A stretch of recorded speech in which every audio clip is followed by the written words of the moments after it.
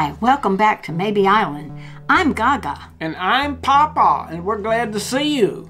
Make sure to like, subscribe, and never skip the ads. Follow us on TikTok and Instagram. Okay guys, today we are going to be listening to Midnight Rain by Taylor Swift. We are here to break down the lyrics and do a deep dive. Are you ready? Yes, we're ready. Well, first of all, the music itself was unusual. I was surprised when we first started listening to it. I was thinking, oh, what is this? It was some kind of synthesizer or affected sound. He wanted it comfortable, I wanted that pain. I thought, is that Taylor? I think you thought it was a man, didn't you? I did. I certainly did, yes. I think probably a lot of people were a little bit caught off guard. It sounds like someone who had been sucking on the opposite of helium, whatever that is. You know what I'm saying? Yeah, kind of low. Really weird. Well, we'll get right into this lyric breakdown. He wanted it comfortable, I wanted that pain. He wanted a bride, I was making my own name, chasing that fame. He stayed the same, all of me changed like midnight. What do you think about it? I think he was an everyday person. He wanted to grow up, get married, stay the same. He wanted the everyday type of life. And she wanted the hard path. I think she wanted to make a name for herself, and I think she wanted to chase after fame. Well, I'm thinking that, of course, she has, apparently this is like 13 midnight sleepless nights. And I take it here she's reflecting back to a time. She's 32 now, so she was reflecting back to a time perhaps when she was a teenager or something like that. I'm thinking either middle school or high school. Okay. Probably somewhere in that area. But apparently there was some affection there because he mentioned, well, I could, make you a bride someday, and she's just starting out. She said, no, I'm going to be doing something else somewhere else. She says in the next verse, my town was a wasteland full of cages, full of fences, pageant queens and big pretenders. But for some, it was paradise. Well, I would take issue with Taylor on that. I guess it was a wasteland to her. But a lot of people think that middle America and small town America is one of the greatest places ever to be. And I know you can be happy in the big cities too, but pageant queens and football games and hanging out at the Dairy Queen or something like that, to them it is paradise. But what if he had a big ambition? Well, then you might think it was a wasteland in a cage. Yes. Yeah, and apparently, didn't you say growing up she lived in a couple of smaller towns? Yes, absolutely. Okay. And I'm sure a lot of her fans come from these places. They all don't come from the big cities, even though the concerts are in the big cities. Well, I don't think even people in big cities have that type of ambition. Not everybody, anyway. Right. But the majority of people do not have that type of ambition. My boy was a montage, a slow-motion love potion, jumping off things in the ocean. I broke his heart because he was nice. Gaga, what is a montage? When you're piecing something together to make a whole picture. So I think there she's saying that he was really a nice guy. I mean, when you put him all together and looked at him, he was just an all-around nice guy. Right. Like to jump off things in the ocean and a slow-moving love potion, sort of a steady individual perhaps. Yes. But why did she break his heart? Because he was nice. I don't... I think he was sweet and he was kind, and she realized that he wasn't eventually going to be her type. She was going to need to move on from him. He wanted a bride. And she wanted fame. Okay. He was sunshine. I was midnight rain. He wanted it comfortable. I wanted the pain. He wanted a bride. I was making my own name, chasing that fame. He stayed the same. All of me changed like midnight. Well, she was ambitious and he wanted to settle. She wanted to do it all, and he wanted that small town life. Which a lot of people do. A lot of people in the cities want that kind of life. They just didn't agree on that basic lifestyle. I guess they must have at some point agreed to disagree. Well, and I don't fault Taylor for being ambitious. Look where it's got her. #1 in the world. First person ever to crash Ticketmaster. But it wasn't her. It wasn't her fault. I'm not blaming it. It's Ticketmaster's fault. So. I really like this next stanza that she wrote. It's very descriptive. It came like a postcard, picture perfect, shiny family, holiday, peppermint candy. But for him, it's every day. I think that's probably the way he saw it. That's what he wanted. She just couldn't get on board with that lifestyle. I mean, it really just For him, it sounded too good to be true, and for her, it sounded like something settling. She couldn't buy into that lifestyle and say, I can be content with this for the rest of my life. Well, I was going to say, there's nothing wrong with peppermint candy. No, not at all.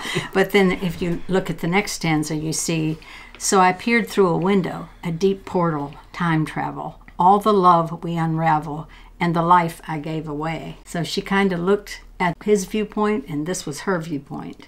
Right. She knew that she could have had that, but she, with her ambition and vision for herself, wanted something greater. When she says, in the life I gave away, so this doesn't necessarily mean that she's having second thoughts or anything. No. You think she keeps these things in her diary and then goes back and says, oh, there's a song in there? Because apparently she's kept numerous diaries over the years. These are midnight reflections. These are the things she's thinking about when she didn't go to sleep. The young man, whoever he was Sunshine, so he she remembers him that way, as being sweet and kind and sunshine. Doesn't have bad memories of him. No. He just wanted something different. But he might not be lying awake at midnight. I doubt it. I imagine he went on to fulfill his own vision of life. You know, he probably found somebody that thought the same way he did. And then she repeats. And that's okay. He was sunshine, I was midnight rain, he wanted comfortable, I wanted the pain. What do you get where she says, I wanted that pain? What do you think that means? Fame doesn't come easily. You know, you're going to get beat up on the way up. Oh, that's a good line. That's you really are. It's not going to come easily. Yeah. And I think we've talked about this before. When you see these young people on The Voice, they're so desperate for that fame. And they say, this is my chance, and if I don't make it, I'm probably never going to make it. And you can kind of see that angst. They want to get where she is. Yeah. And most of them don't. Most of them don't. Yeah, okay. I wanted that pain. She wanted to try with all she had. Right, right. It doesn't come easily. I mean, you have to be extraordinary, and you have to have that talent. I don't think many people make it without extraordinary talent. Right.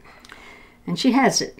She has it. There's no question. She left that idea of a small town, his small town vision, and she became the star. She became the star. But she also sacrificed for the stardom, and she made sacrifices for that. Well, and she says then at the end there, I guess we all get just what we wanted, just what we wanted. He never thinks of me except when I'm on TV. I guess sometimes we all get some kind of haunted, and I never think of him except midnights like this. So she is reflecting back, but what's this some kind of haunted? Well, I think he thinks of her when he sees her as her famous self. I doubt if he thinks of her or feels or worries about her or thinks, oh, I could have had Taylor Swift. I think he's probably gone on to be happy. Right. She thinks of him after the midnights when she can't sleep. She's haunted by what might have been. But she's number one in the world. Well,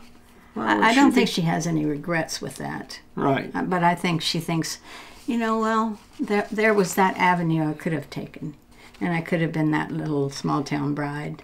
But I don't think she has any regrets. Yeah. She probably would have been haunted if she hadn't gone on and challenged herself and gone on to fame. Right. So either way, you're going to be haunted. She didn't know coming along whether she would make it or not. And she started out very young, just like some of these other young people you see on The Voice are, 13 or 16. Right. They don't know if they're going to make it either. But I think if you don't try, you're probably haunted also. So as we always do, we're going to rate the song 0 to 5, 5 being the best. What did you think of Midnight Rain by Taylor Swift, and why? I would give it a 4. It's not my favorite song, but I will say this, that Taylor seems to voice what a lot of young ladies and young girls are thinking, especially those that want to go on from where they are to somewhere else. And I think she strikes a chord with I know she does, with a lot of people, especially young girls. This is some introspective writing. I'm sure she's had some nights at midnight where she laid awake thinking about these things. So I'd give it a 4. I really liked the poetry in this song. There's nobody quite like her with the verse. I would also give it a 4, only because I know she likes to do different things with the music. I did not particularly like the music. I really prefer things that are melodic, but I don't fault her for doing it. So do you guys have any final thoughts on Midnight Rain by Taylor Swift? I wanted to explain just a little bit what I said about Ticketmaster. As you all know, Islanders, Taylor Swift has announced a tour starting, I believe, in 2023. And the major market that sells the tickets is a company called Ticketmaster. Taylor Swift's requests for tickets from the fans crashed the system to the point where they had to shut it down. And they said requests for tickets were in the millions, and it was more than the last 5 concerts they covered plus the Super Bowl. No one has ever done this before. This wasn't Taylor's fault. This was just an indication of perhaps the world's biggest attraction. Taylor had contacted Ticketmaster, and they said they could handle this. So she's upset. You might have heard that she's very upset with this. The sad thing is that the federal government is now involved. Yeah, they're going to do an investigation. Not of Taylor. Immediately. But of Ticketmaster. Ticketmaster, on the basis, are they too big, are they a monopoly, which is against the law. So this to help the people like you who try to get tickets. Right. So it's an indication of the magnitude of Taylor's #1 position. Whether that causes her sleepless nights or not, I don't know. It'll be another midnight concern. Another midnight concern. So what are your thoughts about Midnight Rain? We'd love to hear them, so leave them in the comments below. And we'd also like to know where you're watching from. I want to give a special shout out to Vietnam because apparently we have a large number of fans over there. Make sure to subscribe, never skip the ads, follow us on TikTok and Instagram, and as always, it's nice to know so many nice people. Bye.